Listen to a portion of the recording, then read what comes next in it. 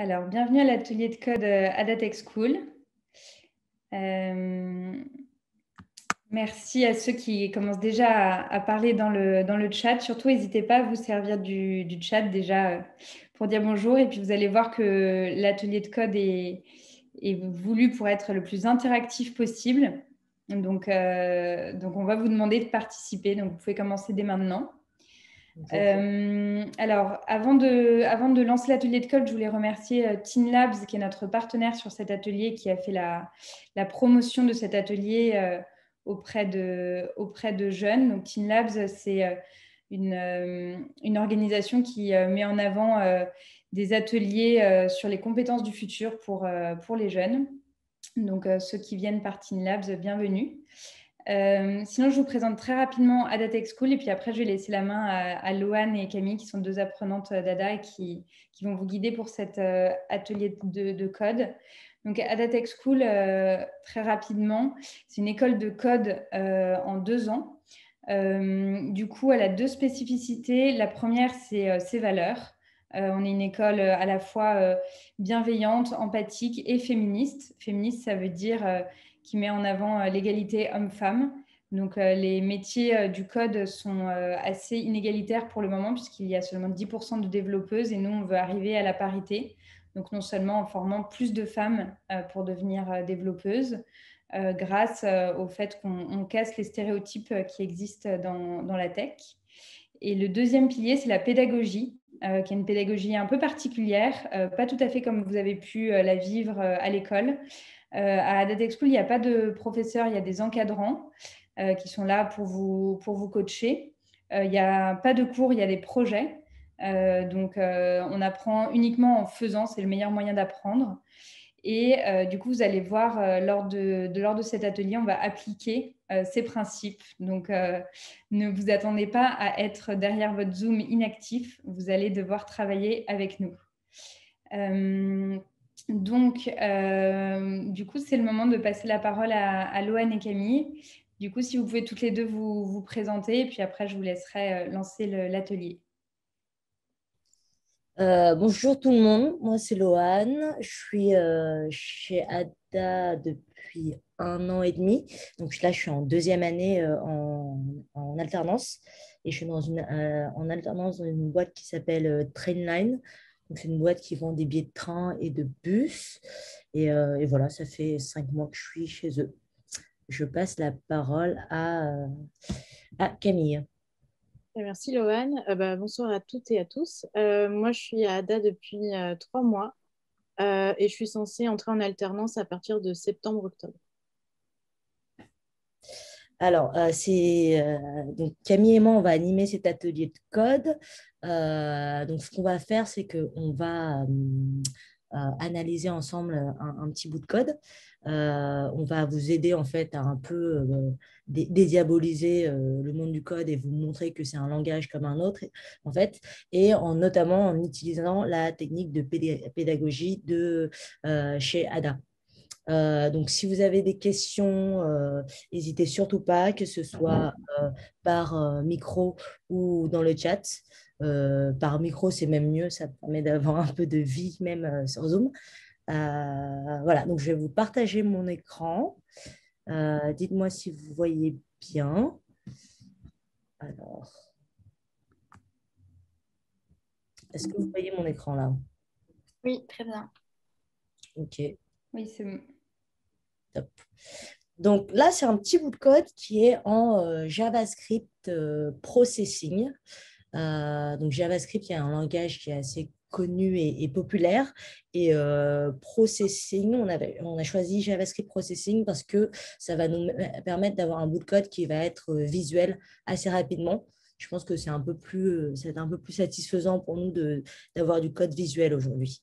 Donc déjà, est-ce que, comme ça, juste avec le code, est-ce que il y a des mots qui vous parlent? Est-ce que vous avez une intuition de ce que pourrait faire ce bout de code? Il n'y a vraiment pas de mauvaise réponse. Et au pire, il y aura une mauvaise réponse, c'est vraiment pas très grave. Donc voilà, est-ce que vous avez des idées de ce que pourrait faire ce bout de code? N'hésitez pas dans le chat ou de vive voix. Je suis sûre que vous avez des intuitions. Un dessin de Léon. C'est un dessin, ok. On va pas vous dire tout de suite si c'est vrai ou faux, hein. Pour l'instant, on cherche à avoir vos avis et après, on va vous dire le vrai du faux. Et Latifa propose de créer le fond d'une page. Ok. Et Latifa et Léon, qu'est-ce qui vous fait dire que c'est pour créer le fond d'une page, c'est pour faire du dessin? Quels sont les mots-clés ou autres qui vous guident vers cette intuition? Canva, background, draw. Ouais. Ouais, c'est ça. Donc, draw ici, background ici.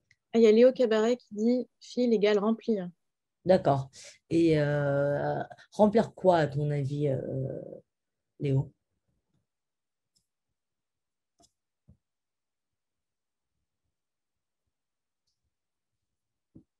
Pour l'instant, enfin, de ce que vous avez dit, il n'y a que des choses qui sont vraies, hein.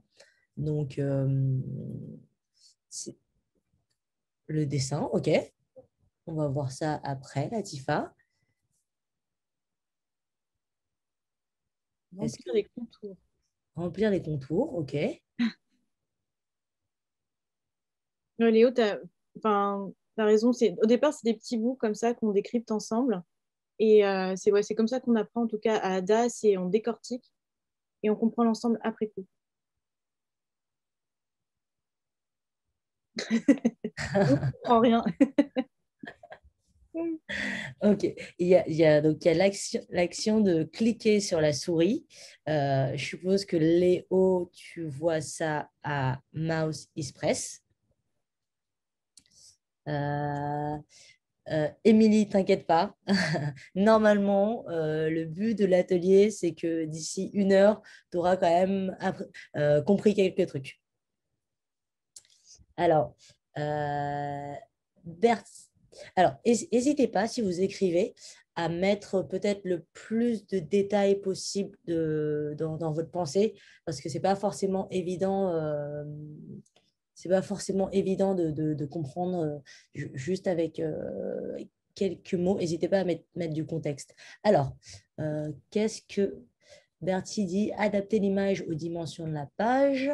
Euh, Qu'est-ce qui te ferait dire ça, Bertie?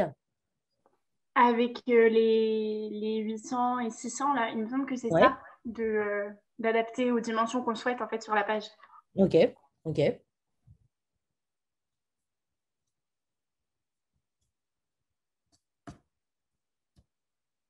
Alors, est-ce qu'il y a d'autres choses dans le chat? Alors, si tu cliques, ça efface. Ok. Moi aussi, je suppose que tu dis ça à cause de cette phrase, Charles. Si un texte, Daphné dit, si un texte est surligné, si la souris passe dessus, la couleur change. Alors, qu'est-ce qui te fait dire ça, Daphné?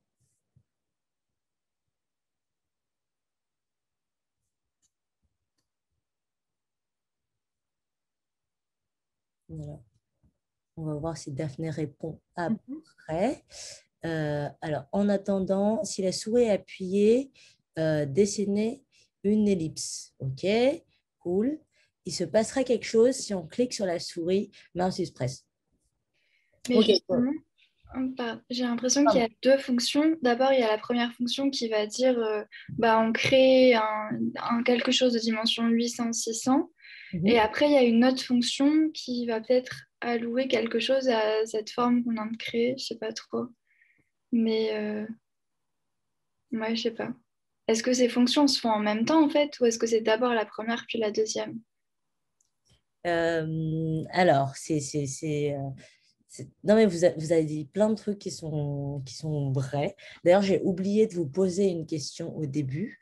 Est-ce que vous êtes tous débutants au niveau code, etc. Est-ce que vous avez déjà, enfin, est-ce qu'il y en a qui sont familiers avec avec le code d'une quelconque manière, que ce soit via du HTML, du CSS, etc. Parce que Bertie, c'est ça. Tu m'as l'air un peu connaisseuse quand même, vu que tu utilises des mots comme fonction. Je suppose que tu as déjà vu euh, quelques notions. Ah oui. Bah, Ouais, une maîtrise très minime de l'HTML. faut pas se sous-estimer. Je suis sûre que ta maîtrise est meilleure que ce que tu penses. Je suis un peu chaud. Ok, Oui, la plupart des personnes, c'est niveau 0 débutant. Voilà. ok. Niveau débutant, j'ai vaguement vu les métadonnées il y a quelques années, écrire un site sous WordPress. Oui, on ne comprend rien au code. Émilie persiste. Ok, bon, Émilie ne comprend rien. Je pense qu'on peut passer au moment où on va confirmer ou pas confirmer tout ce que vous avez dit. Alors, déjà, Émilie, est-ce que tu parles anglais?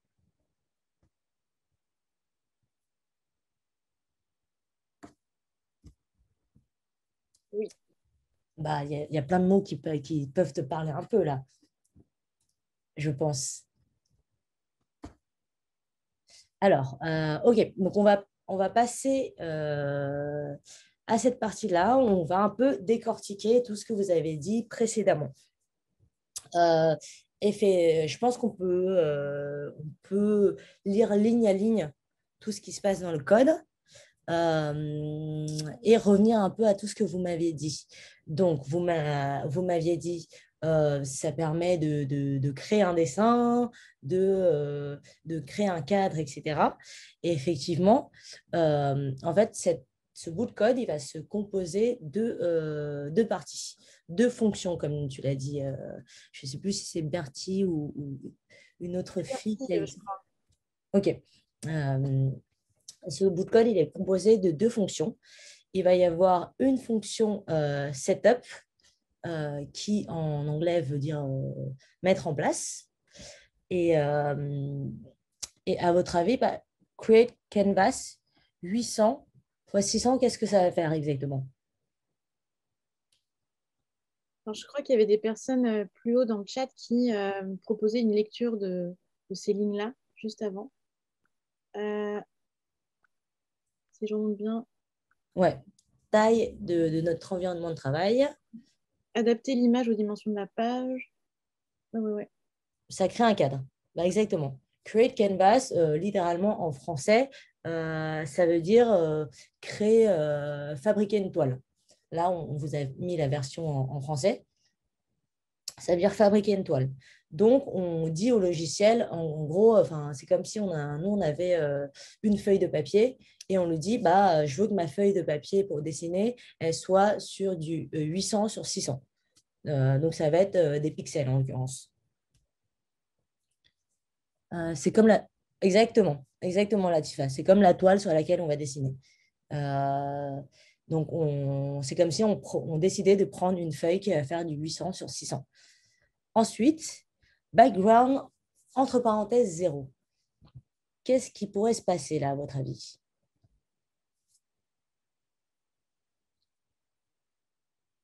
OK. Fond blanc. Sophie et Léon me parlent de fond, effectivement. Donc background, ça veut dire fond en anglais. Donc, effectivement, là, on décide notre feuille 800 sur 600, qu'est-ce qu'elle va avoir comme couleur? Alors, et d'intuition, vous me dites tous fond blanc. En l'occurrence, est-ce que vous avez des notions de colorométrie un peu? Et ça, ces notions-là, ça va au-delà du code, hein. C'est des notions qui vont dans le graphisme, etc. Alors, Léo et Émilie, Émilie, tu commences à comprendre, me disent que c'est noir. Alors, effectivement, 0, ça va être du noir. Je vous l'expliquerai juste après quand on va plus se concentrer sur la couleur juste en bas. Ça ne va pas être du blanc, mais ça va être du noir. Si c'était du blanc, ce serait plutôt 255. Alors, on me dit blanc, c'est F, F, F, F. Non. Alors, juste après, on va voir la couleur et je vais répondre à ta question, Léo. Alors, donc, une fois qu'on a dessiné, on a décidé de prendre notre feuille 800 sur 600 et qu'on décide que notre feuille va être noire, là, il y a une autre fonction qui va être la fonction dessiner, comme vous me l'avez dit plus tôt, avec draw. Et donc, dans cette fonction qui va nous permettre cette fois-ci de dessiner, on a donc cette première ligne avec let particule égale color random 255, 255. Est-ce que vous avez une idée là de ce que ça pourrait faire?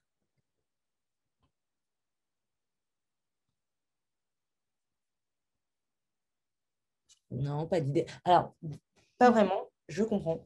Je vais vous poser une autre question avant. Tiens, vous voyez dans le code, il y a des mots qui sont en anglais et il y a des mots qui sont en français. Est-ce que vous avez une idée pourquoi?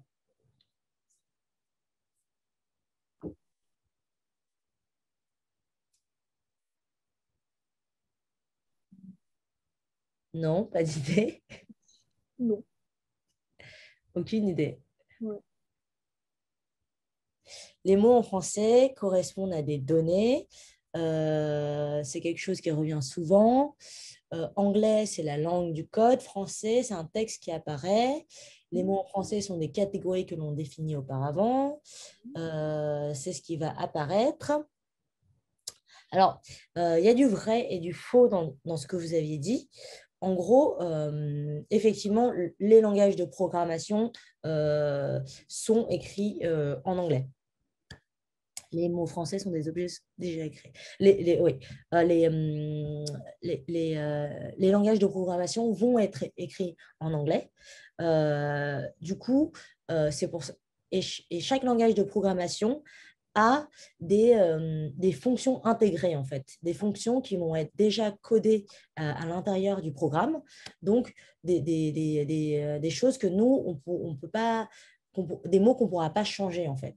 Donc, par exemple, quand j'écris fonction setup, si vous voulez, je ne peux pas écrire fonction setup 1 ou 2. Je suis obligée de l'écrire tel quel parce que c'est un mot qui est intégré dans le logiciel et qui est compris tel quel dans le logiciel. C'est comme, en fait, c'est comme n'importe quel langage. C'est comme si là, j'utilisais du français et je disais fonction mise en place. Donc, je suis obligée d'utiliser le mot mise en place et je ne peux pas utiliser le mot, je sais pas, patate parce que le logiciel ne le comprendrait pas. Est-ce que c'est un peu plus clair là déjà sur les fonctions en anglais? Donc, vous voyez, les fonctions qui ont été créées là, par exemple, create canvas, c'est précisément ce qu'il faut écrire si on veut créer notre feuille. Et en l'occurrence, les mots qui sont en français, on appelle ça des noms de variables, en fait. Et là, c'est des mots qu'on va pouvoir décider nous. Donc, tous les mots que vous voyez en français et qui sont en jaune, en fait, je pourrais les appeler n'importe comment. En l'occurrence, couleur, si je voulais l'appeler patate, je pourrais appeler ça patate. Mais généralement, on va choisir d'utiliser des noms de variables logiques pour pouvoir se retrouver dans notre code. Et donc, si le nom de variable là est couleur particule, généralement, en fait, ça va vous dire ce que cette variable va faire. Donc là, en l'occurrence, pour revenir à cette ligne-là, vous avez, donc on déclare une variable avec ce mot-là. Ce n'est pas très important pour le moment, donc on va le laisser de côté. Pour le let, on déclare la variable couleur particule. Et cette couleur particule, elle a tout ça. Color, random 255, 255, 255. Et tout à l'heure, quelqu'un me disait que que ça allait dessiner en blanc. Mais ce n'est pas tout à fait ça. Est-ce que vous avez d'autres idées de ce que pourrait faire Color Random 255? Random, c'est pas aléatoire? Random, ça veut dire aléatoire, ouais. Alors pourquoi 255 après? Ah, bah justement, je vous pose la question, après je vais vous donner la réponse. Ah, alors c'est peut-être une plage qui va de n'importe quelle couleur jusqu'au blanc. Ouais, on commence à s'approcher de plus en plus là. Donc aléatoire et 255. Est-ce que vous avez plus d'idées encore? Mais moi, ce que je comprends pas, c'est j'essaie de trouver pourquoi il y a trois random 255 et pourquoi il n'y en a pas qu'un seul. Est-ce que ça veut dire que ça va faire trois objets différents ou enfin, je sais pas. Voilà, et c'est là qu'on va revenir à à nos notions de colorométrie en fait. Donc, nous, quand on ne sait pas à l'école, on fait simplement des recherches Google. Donc là, ça va être juste, attendez, je vais mettre couleur 255 exo. Non, c'est pas exo. Exa, non, je sais pas. Ouais, RGB, oui. Voilà, RGB. Donc, en fait, pour travailler avec les couleurs, il y a plusieurs systèmes de couleurs possibles. Donc, tout à l'heure, il y a, je suis désolée pour les noms, hein. Je ne sais plus qui m'a dit m'a parlé d'Exa. Et Exa, c'est effectivement les couleurs qui vont être écrites en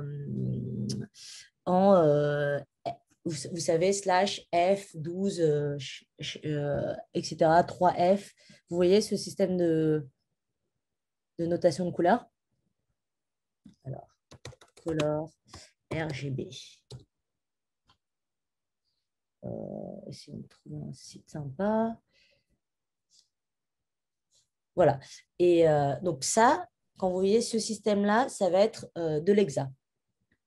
Et là, en l'occurrence, nous, il y a 3 randoms différents parce que c'est un système de couleurs RGB, comme le dit Sylvia. RGB, Sylvia, c'est la quantité de rouge, vert, bleu dans la couleur finale. Exactement. RGB, ça veut dire red, green et blue. Donc rouge, vert et bleu. Donc en fait, quand vous composez une couleur, enfin du moins en informatique, quand vous composez une couleur, il y a un certain nombre il y a une quantité de rouge, il y a une quantité de vert et il y a une quantité de bleu, et ça va former une couleur. C'est quoi de l'Exa, Émilie? Ce n'est pas très important pour notre sujet là, mais Émilie, c'est un système d'écriture de couleurs qui s'écrit comme ça en fait. Mais ce n'est pas le sujet qui nous intéresse pour le moment. C'était juste histoire de vous dire qu'il y avait différents types d'écriture pour la couleur. Et parce que quelqu'un en parlait plus tôt. Voilà, donc nous, ça va être... pas de souci. Nous, ça va être... Oula, attendez, je vais retrouver ma fenêtre. Nous, on va utiliser comme système de couleur RGB, ce qui est souvent le système qui est utilisé quand on code. Et donc, c'est pour ça qu'il va y avoir 3 randoms, en fait. Il va y avoir un random qui va déterminer la quantité de rouge, un random qui va déterminer la quantité de vert et un random qui va déterminer la quantité de bleu. Et vous aviez raison, random aléatoire 255, c'est 255 parce que le système de couleurs, il va de 0 à 255. 0 étant noir et 255 étant blanc. Et donc, quand on dit random 255, ça veut dire que cette fonction, elle va nous générer un chiffre aléatoire entre 0 et 255. Est-ce que c'est un peu plus clair là? Oui. J'espère. Ok, top. Donc, en fait, ce qu'on va faire avec couleur particule, c'est qu'on va stocker une couleur aléatoire dans particule, dans couleur particule, pardon. Ok, donc ça, c'est pour cette phrase-là. Ensuite, on a ça, vous l'avez globalement bien compris, cette phrase, c'est si jamais je clique sur la souris, j'efface. Je crois que ça a été dit 2-3 fois. Ouais. Et après, on arrive à ce schmilblick qui est un peu moins compréhensible. Là, par exemple, on a cette ligne-là qui ressemble en soi, en termes de syntaxe, un peu à cette ligne-là. Donc, est-ce que vous pouvez deviner ce que ça fait? Let taille random 8. Ça fait une taille entre 0 et 8. Parfait. Voilà. Ça, donc, on va stocker dans la variable taille un chiffre aléatoire entre 0 et 8. Ensuite, on a stroke, couleur particule.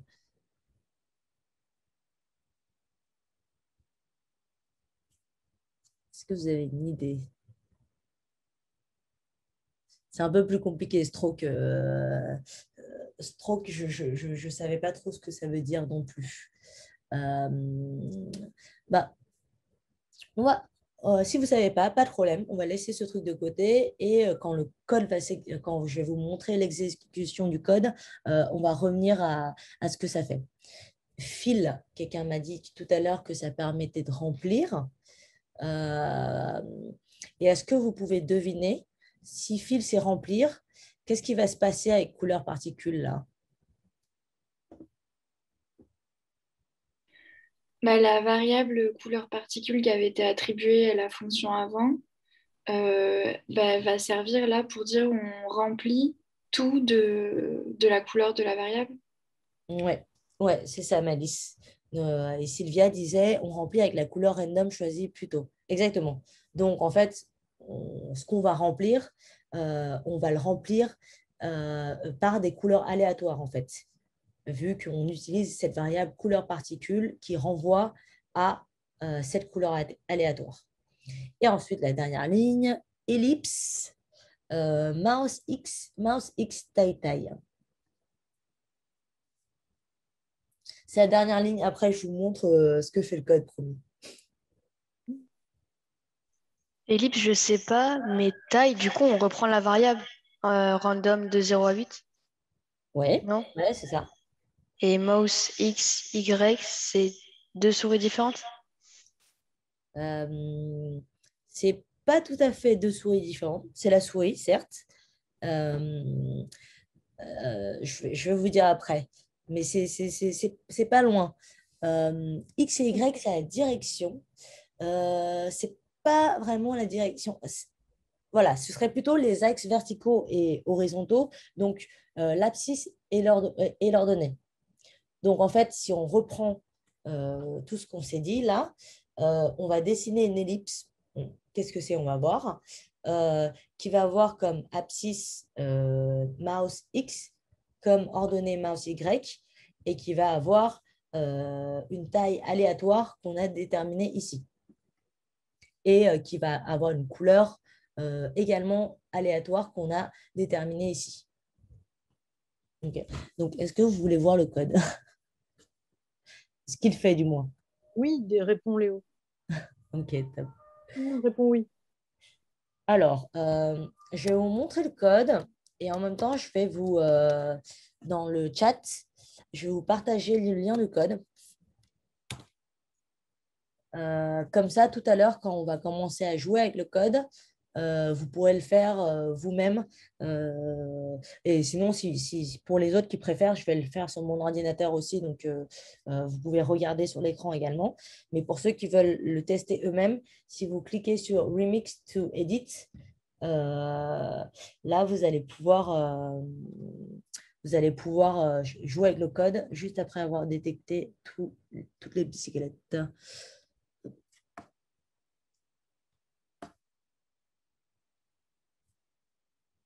Alors, un petit instant, le temps que ça charge. n'hésitez pas à aller faire un tour sur le lien en attendant. Voilà.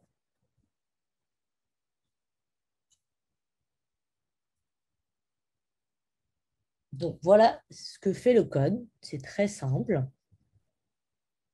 Est-ce que vous vous attendiez à peu près à ça, du coup?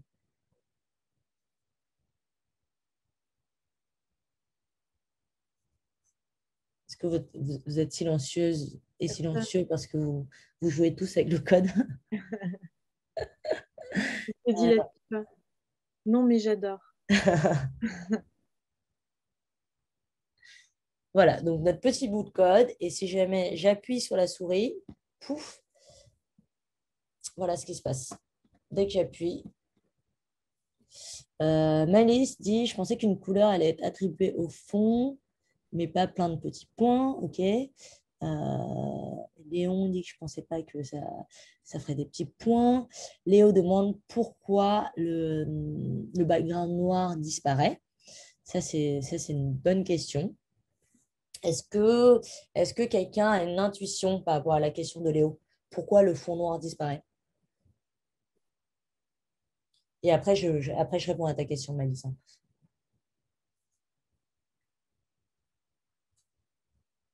Parce que c'est pas une boucle, C'est-à-dire, bah ça recommence pas. hmm, C'est-à-dire que ils remettent pas le fond. ouais, ouais, c'est plus ou moins ça, on va dire. Alors, Sylvia, car c'est juste la seconde fonction qui est jouée plusieurs fois. Hmm, je pense que la réponse se rapprocherait un peu plus de celle de Léon. En fait, qu'est-ce qui se passe quand on crée notre canvas? Euh, on lui attribue comme couleur de départ le noir. Mais en fait, par exemple, si j'efface cette ligne et que je rafraîchis,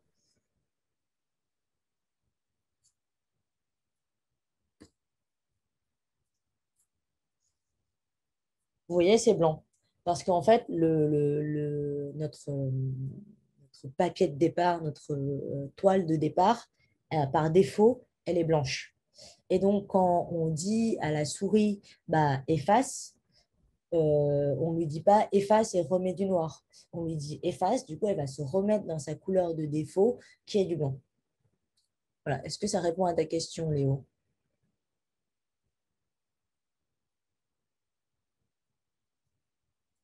Euh, Ok, cool. Et de toute façon, après, on va faire des petits exos ensemble. Et je pense qu'en faisant les exercices et en manipulant un peu plus le code, ça va vous sembler un peu plus clair. Donc, Léo, tu me dis, comme le clear n'était pas dans la même fonction, je pensais qu'il resterait. Euh, et il y a une fonction pour que ce soit toujours noir. Latifa, on va y venir dans nos exercices. Euh, Maëlys, à quoi sert d'attribuer des abscisses et ordonner alors? Bah, en fait, Maëlys, tu vois, si je ne mets pas d'abscisse et d'ordonnée, si j'efface, tu vois, mon code, il ne marche plus en fait.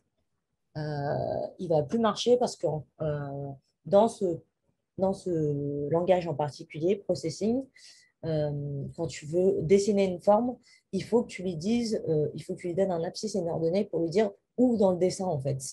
Euh, et en fait, quand tu lui dis pas où dans le dessin, bah, il sait pas où se dessiner en fait. Donc, quand je mets mouse X et mouse Y, ça lui dit que ton ordonnée, ça va être là où va être la souris, et ton abscisse, ça va être là où va être la souris. Donc, si tu veux, au lieu de mettre mouse, je peux très bien mettre 5. Enfin, je peux très bien mettre un chiffre. Mais ce que je comprends pas, c'est le ellipse. Est-ce qu'il correspond au diamètre des petits ronds ou alors c'est dans l'espace de travail qui est sur la droite, ça définit où est-ce que ça va faire les points? Alors, j'ai mal compris ta question.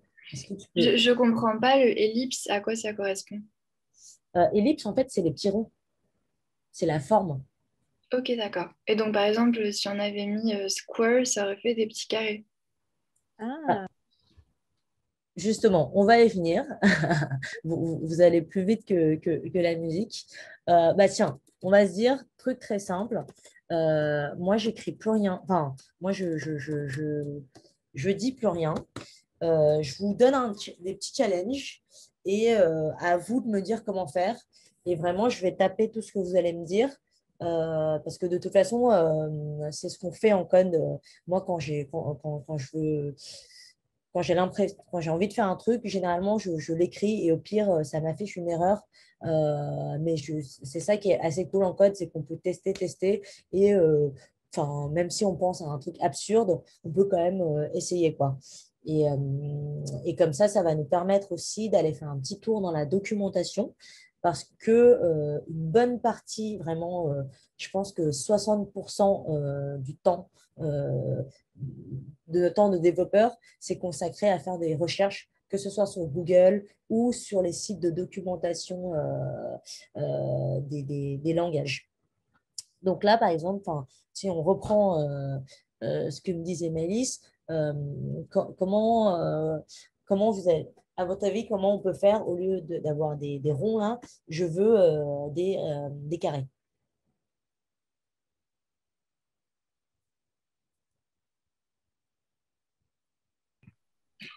Bah, du coup, peut-être changer ellipse par square.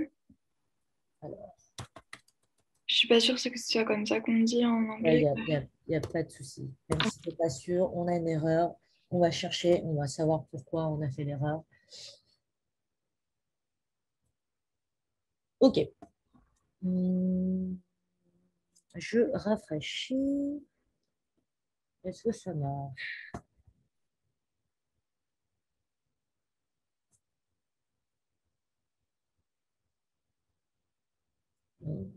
Donc, ça ne marche pas. On n'a toujours pas de carré. Euh, Dans ce cas-là, c'est très simple. On va faire une petite recherche Google ensemble. Euh, Vraiment, j'insiste encore une fois, on passe une bonne partie de notre temps à se débrouiller avec Google parce que en fait, quand vous apprenez à coder, vous allez voir, parfois, il y a des milliards de problèmes que vous rencontrez qui ont déjà été que des centaines d'autres personnes ont déjà rencontré. Donc, potentiellement, la réponse à votre question, elle va être sur Internet. Et parfois aussi, il y a des questions tellement spécifiques, en fait, que vous ne pouvez pas forcément demander à des copains, etc. Et vous pouvez demander sur des forums de développeurs, etc. Et donc là, on fait un truc plutôt simple, qui est on cherche à faire un carré euh, en processing JavaScript. Donc, le truc, il faut taper les bons mots-clés. En l'occurrence, là, ça va être notre langage. Et carré. et Donc en là, général, pardon, Loane. oui, Euh, vas-y. en général, on essaye de l'écrire en anglais parce qu'on aura beaucoup plus de choix avec les bons mots parce que finalement, comme quelqu'un l'avait dit auparavant, l'anglais, c'est la langue des langages informatiques. Donc, on aura plus de réponses comme ça. Ouais, je suis d'accord avec Camille. Généralement, vous avez plus de réponses en anglais. Mais après, si vous n'êtes pas anglophone, je pense que vous pouvez trouver des choses en français également. Et surtout, je trouve que le code, c'est une bonne manière de progresser en anglais, justement. Euh, et voilà. Et donc, alors, pour le carré, on me recommande plutôt rectangle. Mais j'ai envie d'en savoir plus sur ce que tu as choisi, toi, Miley Square, qui existe aussi.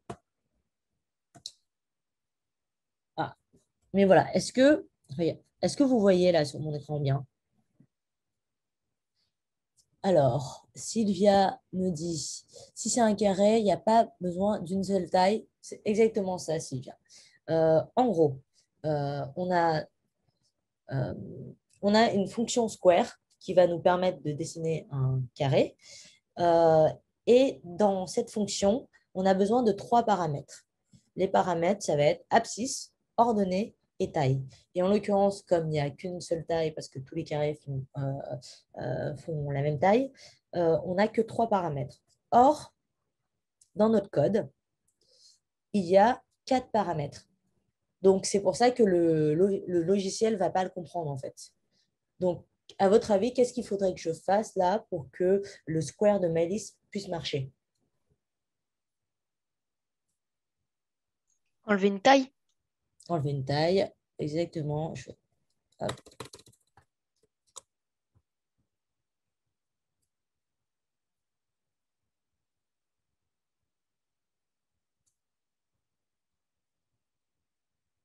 Parfait. Voilà. Et effectivement, l'autre solution, si on revient à tout à l'heure, c'est celle-là d'utiliser rec, donc qui va créer, comme son nom l'indique, des rectangles. Le 8, c'est en quelle unité pour la taille? Je pense que c'est en pixels. Enfin, c'est en pixels. Donc, si on fait rect, on va garder les 4. Les 4. Voilà, et ça fait des rectangles aussi. Et en gros, enfin, pourquoi je voulais utiliser et rectangle et square, c'était pour vous dire qu'en fait, ce qui est assez cool en code, c'est que pour un même problème, il peut y avoir des dizaines, des centaines manières différentes d'y arriver. Bon, là, sur des trucs très simples comme ça, il y a moins de voies possibles. Mais quand vous allez faire des trucs compliqués, c'est ça qui est assez cool en code, je trouve. C'est que au final, parfois, c'est quand même. Parfois, c'est assez créatif, en fait. C'est des questions de logique. Donc, comme on n'a pas tous et toutes la même logique, parfois, on va choisir des chemins différents et coder différemment, en fait. Donc, il y a rarement qu'une seule bonne réponse à une solution en code. Ok, pour la taille. Moi, j'ai une question. Ouais. Là, par exemple, quand on bouge la souris, ça va faire des carrés à une certaine fréquence. Est-ce que c'est possible de changer la fréquence de ces carrés? Par exemple, on veut qu'il y en ait vraiment genre 10 fois moins ou alors 10 fois plus. On peut changer la fréquence de ces carrés.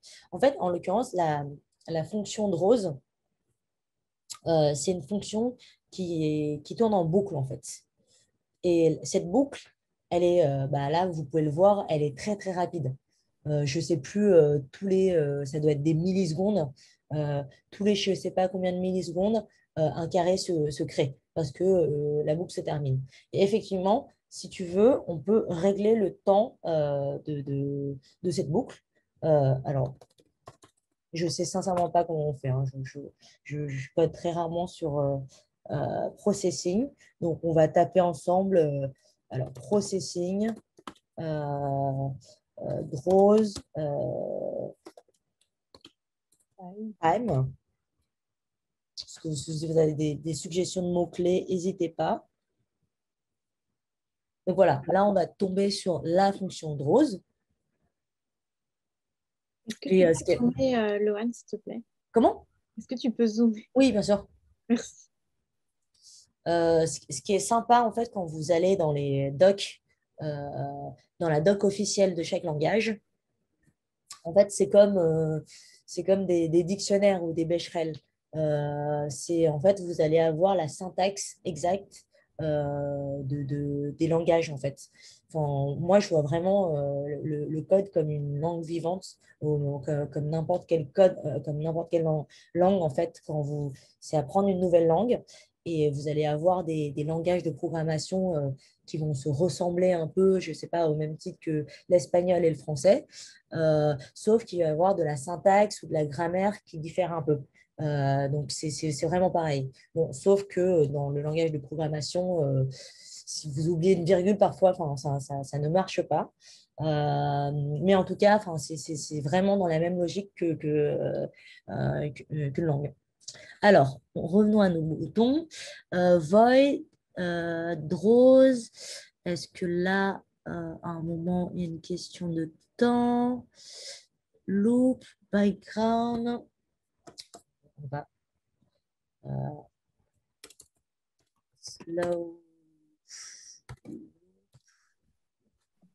J'ai une question. Oui, dis-moi. Je voulais savoir, les langages là, est-ce que ça fonctionne comme une langue qu'on apprend et pour laquelle on n'est pas bilingue, par exemple, on connaît par cœur les fonctions les plus utilisées, celles qu'on utilise le plus souvent. Et ensuite, pour un truc spécifique, on peut aller regarder sur Google comme dans un dictionnaire pour une langue, pour une expression spécifique. Ou,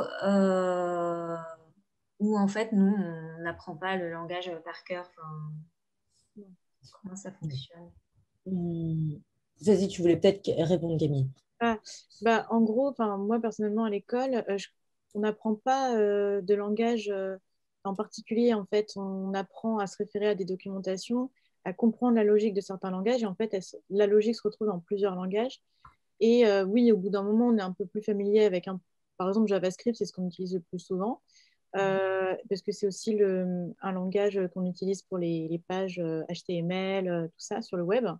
Moi, je ne connaîtrais jamais par cœur JavaScript. Je connais l'essentiel et après, à chaque fois, c'est le boulot de développeur, c'est de chercher dans la documentation s'il n'existe pas des fonctions déjà intégrées au langage ou alors on les crée soi-même. D'accord. Merci. Je t'en prie. Oui, c'est exactement ce que dit Camille. Enfin, moi, genre, mes collègues qui sont développeurs depuis assez longtemps, enfin, il y a plein de trucs qu'ils ne connaissent pas par cœur et ils recherchent. Hein, c'est vraiment une logique commune au langage de programmation, des conditions, des boucles et des trucs que vous allez retrouver en commun entre les langages, mais vous n'avez pas du tout à apprendre par cœur. Et de toute façon, ce n'est pas possible d'apprendre par cœur. Donc, vraiment, là, Internet est notre ami et les moteurs de recherche aussi. Alors, ça je voulais rajouter un truc, c'est que les langages, en fait, il y a des mises à jour de ces langages assez souvent. Ça évolue tout le temps. Donc, on peut avoir appris par cœur un langage. Imaginons, ça nous prend 3 ans. Et ben, à la fin, quand on finit de l'apprendre par cœur, il y a eu déjà des mises à jour. En fait, on n'a jamais fini d'apprendre des fonctionnalités d'un langage. Ouais.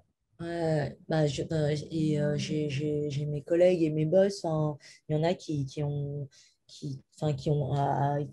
vraiment appris 8 langages différents, mais parce que justement, ils comprennent la logique et ils sont en fait l'importance. Je pense que la meilleure compétence pour être vraiment employable quand tu es développeur, c'est de comprendre la logique et c'est d'être capable de changer de langage et d'apprendre un nouveau langage rapidement, en fait. J'ai des collègues qui ont été engagés dans une nouvelle boîte qui codaient dans un langage qu'ils ne connaissaient pas et qu'ils ont appris sur le tas. C'est le cas de mon boss. Moi, là, par exemple, j'ai changé d'équipe dans mon alternance et je commence à un langage que j'ai jamais appris auparavant. Mais le bagage de logique des autres langages me permettent d'apprendre plus rapidement. D'accord. Bon, bah, c'est rassurant. Mm. Parce qu'il y a je savais qu'il y avait plein de langages différents et je me dis à chaque fois apprendre, ça doit être compliqué, mais finalement. Mais après, je pense que forcément, quand tu vas commencer à apprendre, tu vas avoir une affinité avec un ou deux langages, parce que le but, c'est pas non plus que tu connaisses 20 langages, tu vois, ça sert à rien. Quand tu vas avoir du boulot, ça va être ça va être 3 langages max. Donc voilà, trouver tes affinités et, et te spécialiser un peu dans un langage tout en apprenant la logique des langages de manière générale. D'accord, merci. Alors, Malice, je crois que j'ai trouvé la réponse à ta question pour le temps. Est-ce que c'est ça? Est-ce qu'il y a moyen que tu zoomes le code ou alors juste que tu me dises Ouais, que pardon. parce que j'arrive pas à voir. Ah, c'est en faisant le frame rate. Ouais, frame rate, je pense que si je le mets à 1, par exemple, là, il va être...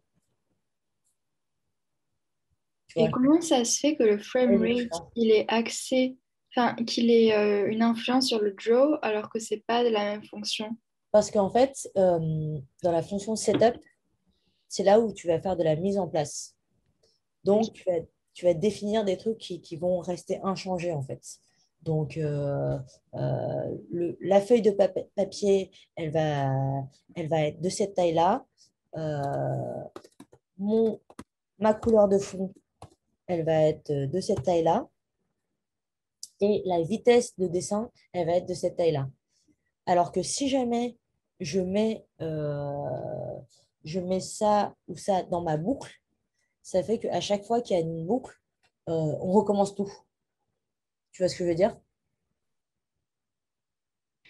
Ouais, ok. Dans Setup, tu vas mettre l'installation en gros. Et dans Draw, ça va être le dessin pur. Et en fait, le temps, c'est un peu l'environnement du dessin, quoi. Mais alors, par exemple, si on clique et vu que le background disparaît, ça veut dire que la fréquence, elle va disparaître aussi. Si là, tu cliques. Non, parce que tu dis au dessin. Tu dis au dessin de disparaître. Tu dis pas au framerate de disparaître. En fait, parce que la fonction clear, euh, derrière cette fonction clear, ça veut pas, elle veut pas dire j'efface tout ce qu'il y a dans setup. La fonction clear, c'est une fonction qui est codée en propre dans le logiciel et qui, elle, va clear uniquement là, en l'occurrence, le fond. Mais comment ça se fait que la fonction clear, elle clear quand même elle efface quand même le background alors que c'est aussi dans le setup? Bah, parce que la fonction clear, elle est écrite pour effacer le background. Ah, ok, d'accord. Ok, ok.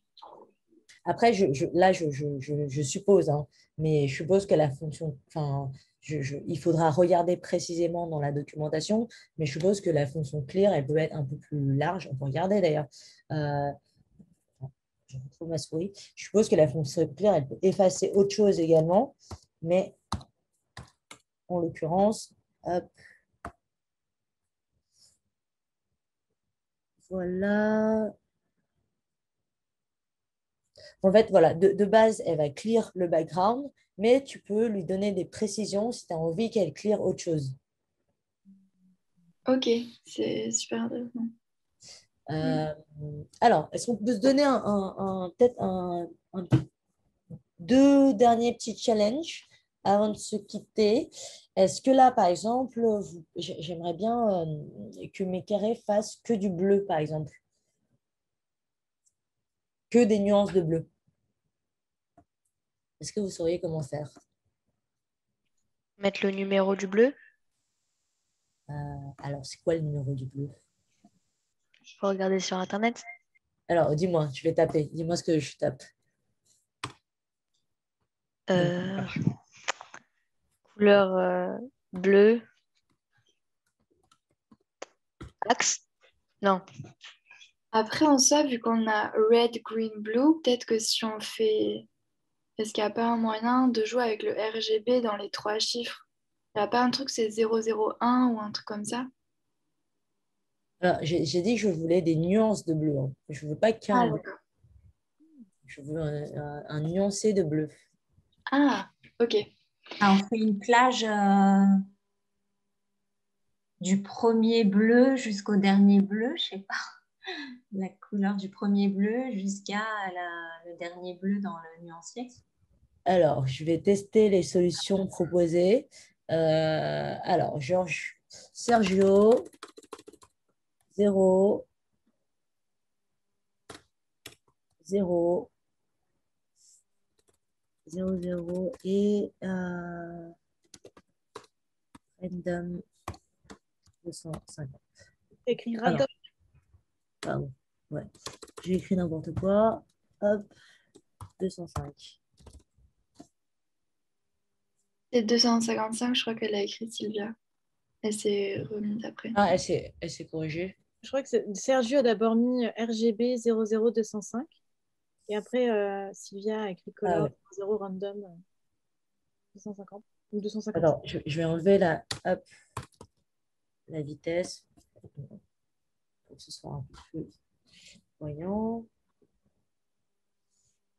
Alors là, on a un bleu, Sergio. je voulais un nuancier de bleu. On va essayer après ce qui est écrit.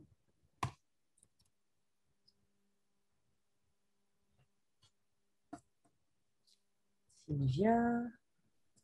Hop.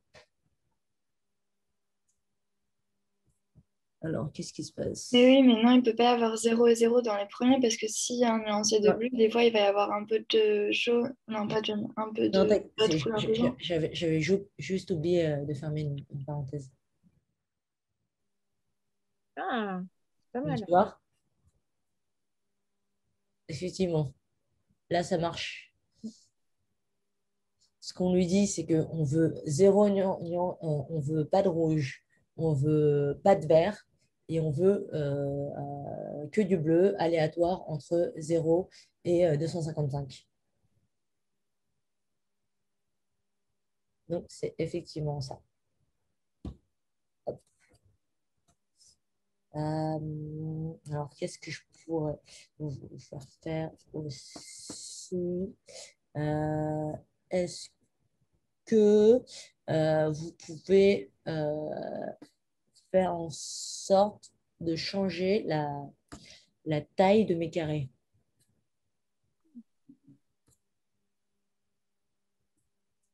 Alors,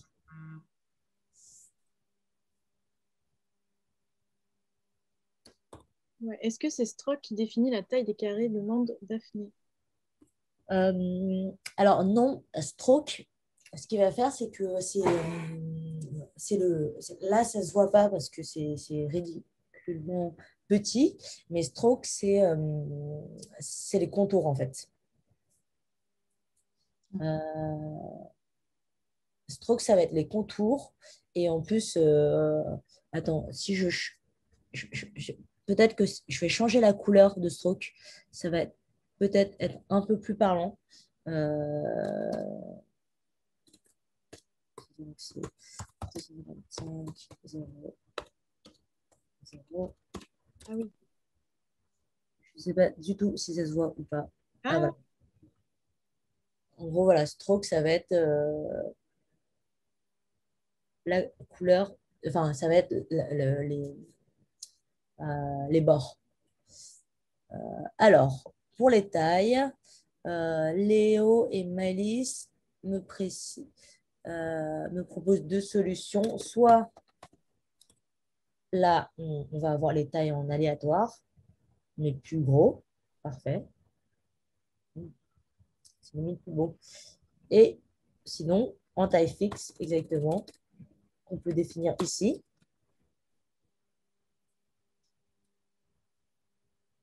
Voilà, on aura des carrés de la même couleur. Ou sinon, on peut aussi les définir, si on veut, directement ici.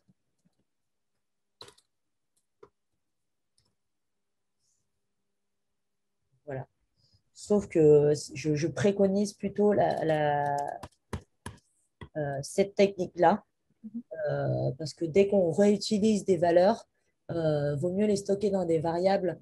Comme ça, si jamais la valeur change, on n'a qu'à la modifier ici, au lieu de devoir la modifier à plusieurs endroits différents.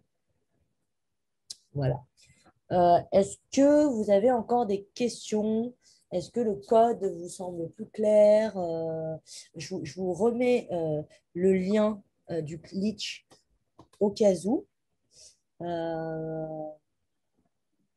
Si vous voulez continuer à jouer avec le code. Moi, j'ai juste des questions sur vos alternances. Enfin, Ouais. j'ai l'impression que le code aujourd'hui, ça permet de faire vraiment plein de trucs. Ouais. Et dans votre situation à toutes les deux, qu'est-ce que vous faites aujourd'hui dans vos métiers? Ouh là là, vaste question. Vas-y, commence Camille. Moi, en fait, je suis pas encore en alternance. En fait, pour l'instant, je suis en enfin, bon, là, on est en distanciel, mais d'habitude, on est en présentiel à l'école et on a des ateliers, des projets en groupe, des notions à apprendre. Et c'est à partir seulement de octobre, enfin l'automne prochain, que moi, je rentrerai en alternance. Donc, je te laisse parler, Loane, sur ton alternance à toi. Bon. Moi, je suis en alternance dans une plateformes en ligne qui vendent des billets de train et de bus. En fait, je ne sais pas trop comment répondre à ta question, parce que sans partir dans le technique, en vrai, ce qui est un peu, ce qui est un peu chiant. Mais, euh, mais en gros, mon stage, enfin mon alternance, moi, elle se compose de, si je fais 4 mois, 4 mois et 4 mois dans différentes équipes, donc je vais faire 4 mois, j'ai déjà fait 4 mois en back-end.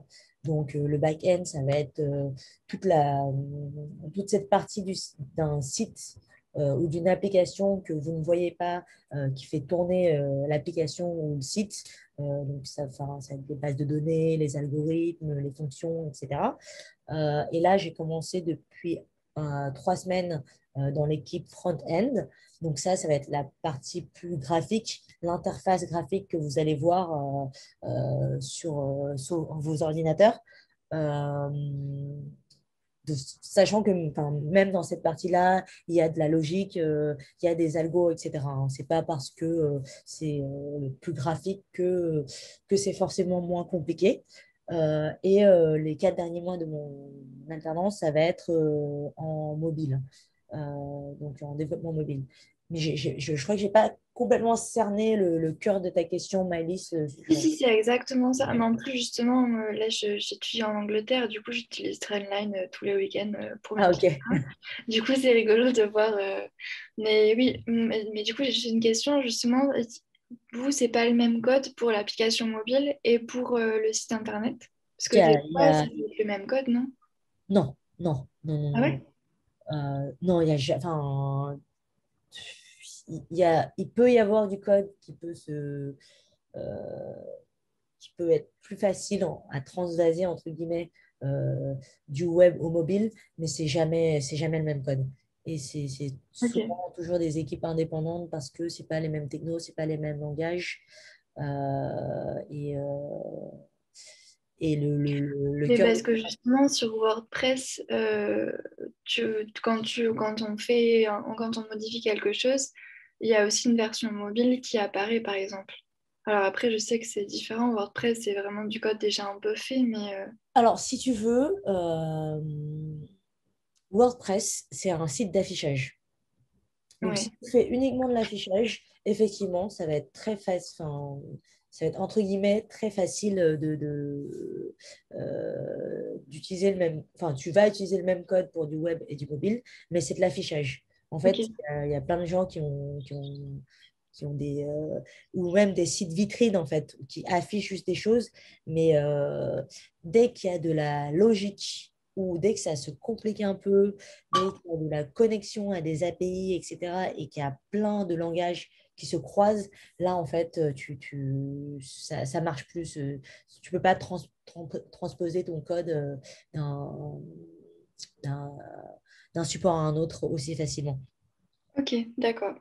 Et ce qui est intéressant chez Trainline, en l'occurrence, c'est que tu vois, ça vend des billets de train. Donc, pour moi, je supposais que c'était pas si compliqué, quoi.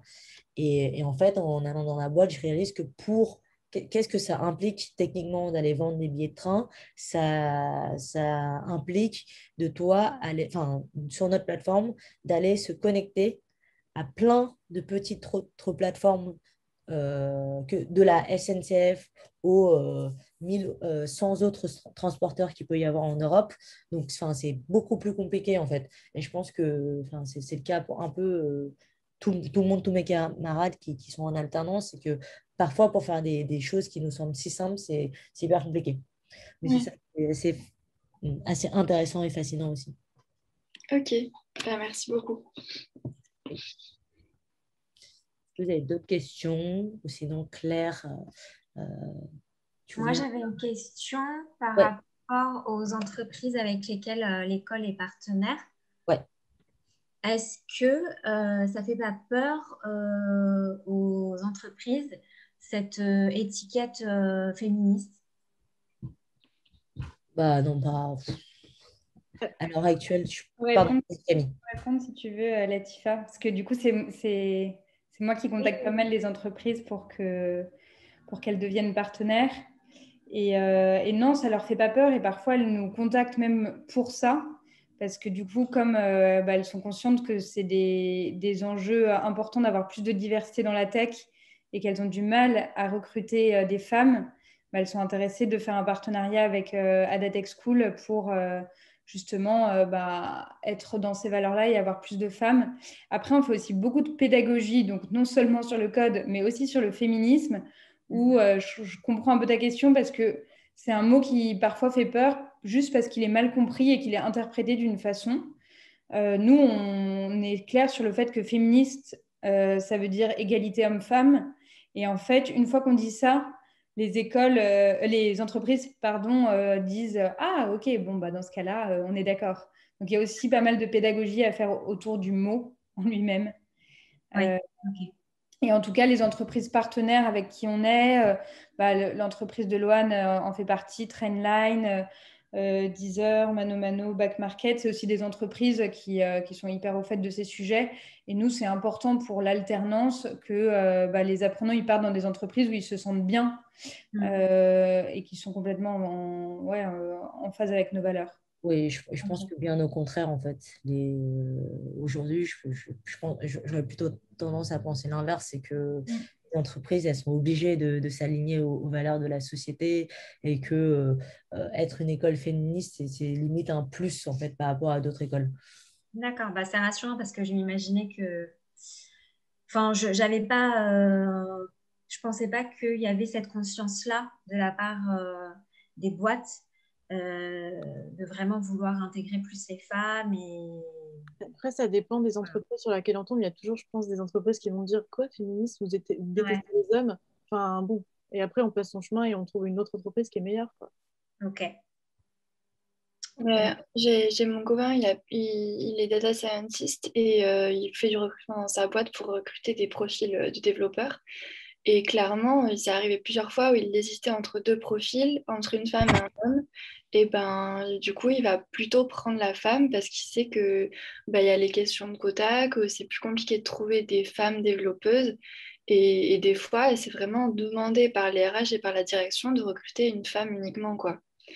Donc, Ok, merci beaucoup. Je vous envoie dans le chat le lien vers notre live de présentation. Donc, c'est demain à 14h. Vous pouvez vous inscrire directement sur Eventbrite. Du coup, si vous avez d'autres questions sur l'école, sur nos valeurs, sur les entreprises avec lesquelles on travaille, sur les dates de rentrée, sur le financement, tout ça, on vous répondra à cette occasion. La prochaine rentrée, elle est le 31 mai. Il y a toujours des places. Donc, n'hésitez pas si jamais, grâce à Loane et Camille, vous avez senti la fibre pour devenir développeuse. Et je vous envoie aussi le lien vers notre manuel de programmation. C'est là aussi complètement dans la pédagogie ADA. Donc, c'est certes par écrit. Vous n'aurez pas Loane et Camille qui seront là pour vous épauler. Mais c'est vraiment par étapes. Donc, ça vous permet de faire un autre projet un peu dans la même veine que celui-ci. Et je vous envoie un dernier lien. On fait un autre atelier de code dans 2 semaines qui est complémentaire de celui-ci. Ce n'est pas le même. Il est animé par Clévy, qui est une entreprise qui fait des chatbots. Et du coup, vous pourrez coder votre propre chatbot du coup, là, le thème de la prochaine fois, c'est trouver des choses à faire dans Paris en confinement. Donc, c'est des promenades en plein air, des choses comme ça. Donc, vous allez coder votre chatbot, lui poser des questions il vous répondra sur des promenades à faire. Voilà. Du coup, s'il n'y a pas de questions supplémentaires, je vais clore le Zoom. Merci beaucoup, en tout cas, d'être venus si nombreux et nombreuses. Merci aussi d'avoir bien participé. C'était hyper agréable d'avoir entendu vos voix. Merci Sylvie aussi, j'ai vu que tu étais là tout du long pour le partenariat avec Teen Labs. Et puis, voilà, si ça vous a intéressé, n'hésitez pas à revenir à d'autres événements. Bonne soirée à tous et merci, à bientôt, j'espère. Ouais, venez, merci Loane et Camille surtout. On a besoin de femmes et d'hommes déconstruits dans la technique. Rejoignez-nous. Bonne soirée à toutes et à tous. Merci. Allez. Salut, bonne soirée.